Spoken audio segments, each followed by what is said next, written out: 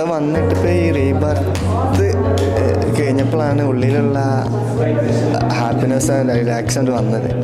നല്ല റിലാക്സ് ഈ ഒരു പ്രോഗ്രാം കഴിഞ്ഞപ്പോൾ അത്രയും ഉള്ളിലുള്ള ഹാപ്പിനെസ് ഉള്ളിലേക്ക് വന്നു.